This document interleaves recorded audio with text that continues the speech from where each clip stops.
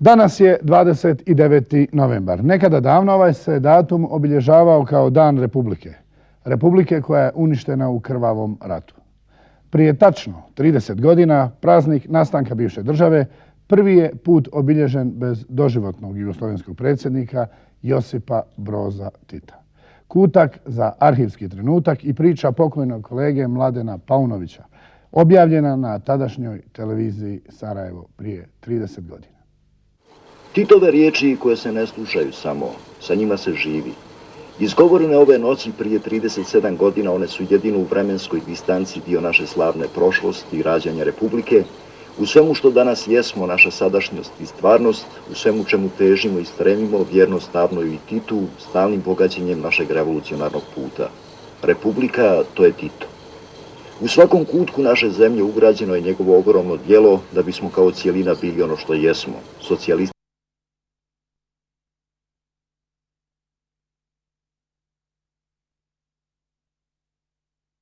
Republike gdje je drug Tito proveo 143 ratna dana, sve ipak ima obilježje više. 8.500 radnika, među kojima preko 3.000 komunista, bije bitku za dalji samoupravni i materijalni razvoj. U posebnom trenutku, posebna obaveza. Biti stanovnik Jajca, to je posebna čast, sreća i ponos, jer u Jajcu je rođena Republika, a posebno za mene je velika to čast i sreća jer sam i ja rođena baš u te dane kad je rađala se i naša Jugoslavija. I to u Jajcu.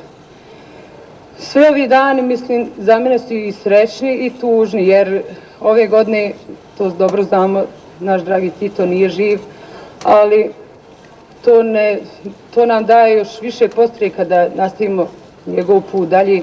Mislim da boljom proizvodnjom i boljim uštedama i financijskim efektima da mi možemo produžiti kontinuitet evolucije. Perspektiva ostaje na nama mlađima i da mi nastavimo bratstvo i jedinstvo, da zaživimo i da nastavimo djelo koje nam je ostavio naš dragi i voljeni drug Tito.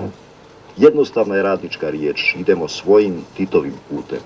U ovom gradu, u ovoj zemlji, drugčiji ne može da bude.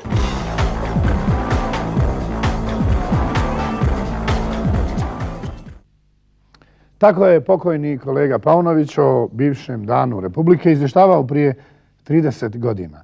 Na direktnoj liniji u Beogradu nas očekuje gospodin Josip Broz, ili možda bolje rečeno drug Josip Broz. Gospodine Broz, druže Broz, dobrodošli u 60 minuta, da li nas čujete? Bolje vas našao i čujem vas odlično.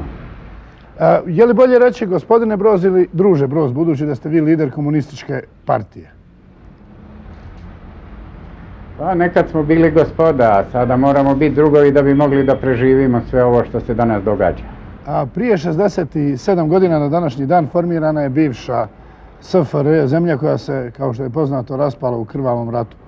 Kako danas živi unuk doživotnog jugoslovenskog predsjednika i da li vam je vaš, čini mi se da ste ga zvali dedek, išta ostavio u materijalnom smislu?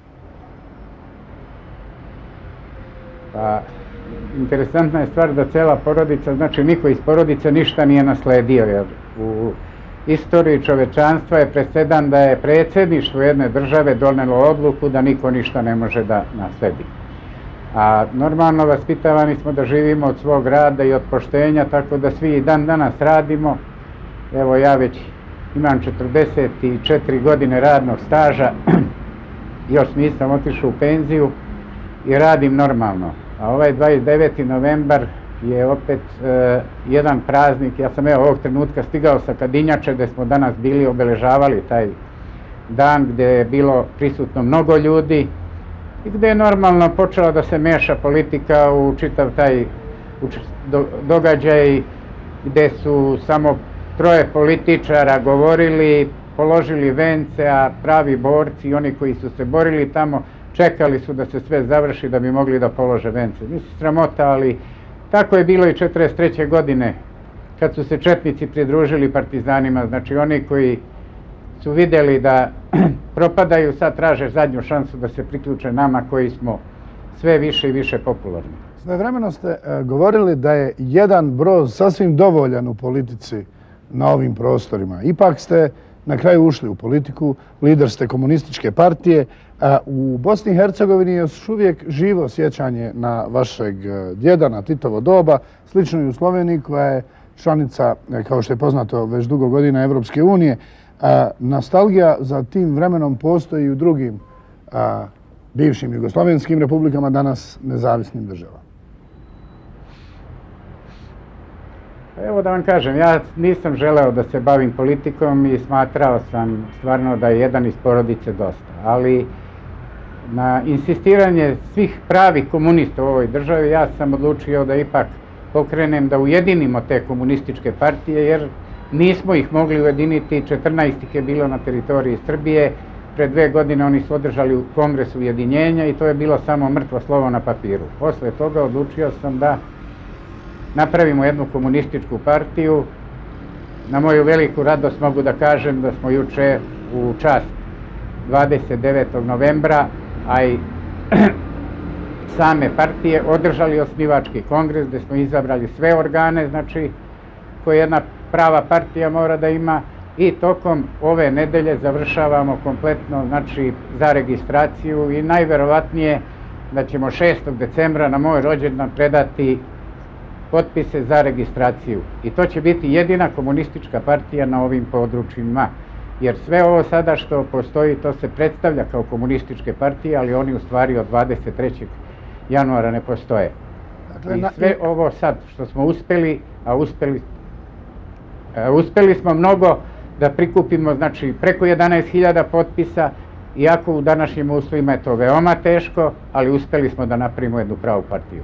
Dakle, i nakon Tita Broz na čelu komunističke partije, ono što je poznato, vaši roditelji su se razveli, vi ste sin Titovog sina Žarka, razveli su se 50. godine prošlog stoljeća, 1950. Tako da ste vi i vaša sestra praktično odrastali uz svog djeda. Kakav je on bio dedek? Pa, tačno je da su nakon razvoda roditelja, on je preuzeo brigu o nama i o našem stricu Miši. Nas troje smo zajedno živjeli tamo u zgradi pored njega. Mogu da kažem da to bio izuzetan čovjek, blag, samo sa jednim pravim savjetom mogao je da postigne sve ono što je postigao. Nikada nas u životu nije udario, znači nijedno od nas čak ni švrgom, ali nas je učio da se živi od poštenja, od svog rada, a ne od prezimena.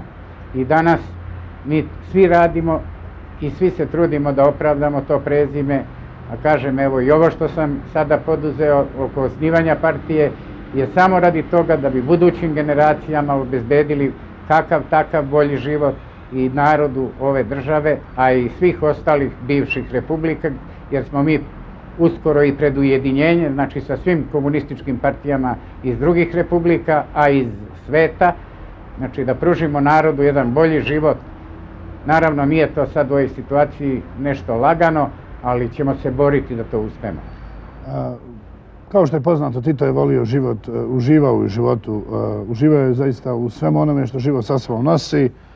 Za njega se često govorilo da je pio čivas, pušio kubanske cigare, bio je lovac, šarmer, na Brionima je ugošćavao hollywoodske zvijezde tog vremena. Zaista, u zadnjim godinama života, to barem iz raznih memoara smo mogli pročitati, da se njemu nije dozvoljavalo baš da živi onako kako je navikao. Sjećate li se tog perioda?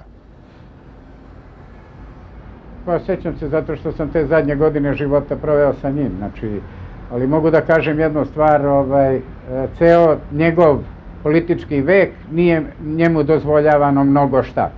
Uvijek su tu imali lekari svoje mišljenje, znači obezbeđenje svoje, tako da nije mogao slobodno da se kreće, morao da jede ono što mu se kaže.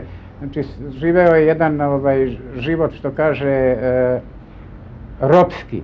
Jer on je uvek govorio, meni ovo sve ne treba, ja ne mogu da spavam u 2 kreveta, niti mogu da jedem iz 2 tanjira, meni je dovoljno jedan. Ali kao predsjednik države moram da živim ovako kako sada živim, iako bi ja voleo mnogo lagodnije, mislim, da živim u odnosu na njegov privatni život. Šta je prema vašem mišljenju, znam da ste tu izuzetno subjektivni, ali šta bi mogla biti najveća Titova greška? Da li je to Goli otok? Da li je to sukob sa neistomišljenicima unutar partije? Da li je griješio kada je uskraćivao napredovanje u partiji, recimo, ukoliko se ne manifestira ateizmom, i to rigidnim u često slučaju? Pa prvo, to nije tačno da je on uslovljavao, znači, tadašnja komunistička partija je dozvoljavala, znači, veru i svakome da veruje. Normalno da je on imao svoj stav u odnosu mešanja crkve i u državu. Ali evo i mi smo danas u statut uveli, da ne bi opet takve priče neistinite pričali, mi smo i dan danas stavili u svoj statut da svaki član ima pravo na veroispovest bez obzira i na nacionalnost. Znači, sve što je i ono vreme rađeno, danas se mnogo šta okreće kontra.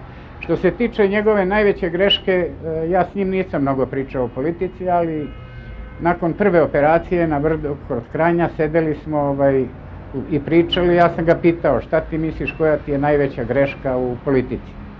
On je rekao, kaže, smatram da je najveća greška što sam dozvolio i nisam stavio veto na Ustav iz 74. godine.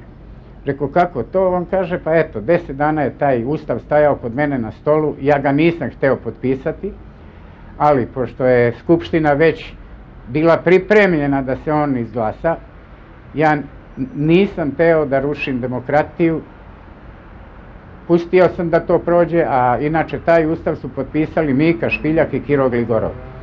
A zašto? Tu je smatrao da je počelo u stvari tu je počelo razbijanje Jugoslavije, znači napravljeno je 6 partija, 6 republika i sve ono što se kasnije dogodilo. Da, i na osnovu tog ustava praktično došlo je do odcjepljenja, odnosno nezavisnosti svih bivših jugoslovenskih republika u proteklih 20 godina. Gospodine Broz, zaista, kakvi su bili posljednji, imao sam priliku da čitam nekoliko vaših intervjua u kojima ste vi tvrdili kako ste posljednjih dana Titove bolesti u Ljubljani bili sa njim. Bilo je mnogo kontroverzije o datumu njegove smrti. Ja iskreno sumnjam u te kontroverze, ali mnogi su smatrali kako on zapravo nije umro onog datuma koji je zvanično objavljen, dakle govorimo o 4. maju 80. godine. Dobro, danas pokušavaju mnoge stvari. Zašto su čekali tolike godine da sad počinju da izvrću mnoge stvari oko njega i da pričaju laži? Ali ja mogu da garantujem, pošto sam bio prisutan, znači ja sam to jutro bio u Beogradu, pre poletanja, u stvari pre polaska na aerodrom, ja sam ušao u sobu, poljubio ga, krenuo sam za Beograd i kad su mi javili u 3 sata i 15 minuta, ja sam se ponovo vratio, stavio se na raspolaganju moje službi, vratio se u Ljubljani i sve do završetka sahrane bio prisutan. Znači sve ostalo su priče koje neko pokušava da lansira danas. Čak se špekulirao i o mjestu gdje su sahranjeni posmrtni ostaci Josipa Broza Tita. Da to navodno nije u kući Cvijeća, i u to sumnjam iskreno, ali volio bih da čujem vaše mišljenje. Ja ću da vam kažem, uz kovčeg sam bio, znači od stavljanja njega u kovčeg, od kompletnog procesa, znači zatvaranja kovčega, pošto je to moralo prvo u metalni kovčeg, pa u drveni kovčeg, do dolaska u Beograd, do Narodne skupštine, do sahrane i posle sahrane koja je obavljena pre podne, pošto je onaj deo koji je stavljen odozgo kao ploča bio jedna vrsta kao dve kutije spojene, ostao sam do 2 sata noću, kada je došla dizalica, digla krov i ovu stenu od 9 tona stavila tu na to mesto koje i sada stoji. Znači sve ostalo su priče za malu decu. Gospodine Broz, hvala vam što ste bili u 60 minuta. Vaš djed i dan danas pobuđuje različito zanimanje i medijsko i svako drugo. Hvala vam. Još jednom želim vam puno uspjeha u vašem novom političkom životu na čelu Komunističke partije. Hvala i vama. Nadam se da ćemo se uskoro vidjeti i u Bosni i Hercegovini, jer smo mi ove godine prvi put uspjeli da organizujemo da 200 ljudi muslimana iz Tuzle prisustvuje proslavi Dana oslobođenja Bosne i Hercegovine u Šekovićima. Znači, vraća se bratstvo jedinstvo. Oni su peške došli čak iz Tuzle i trudit ćemo se da što više i više ponovo neko bratstvo, jedinstvo među narodima, među političarima ne možemo, jer njih to ne interesuje, ali među narodima sigurno možemo i vidjet ćete da ćemo to uspjeti. Hvala još jednom gospodine Broz. Dakle, poštovani gledatelji, bio je to na direktnoj liniji u Beogradu gospodin Josip Broz, lider komunističke partije.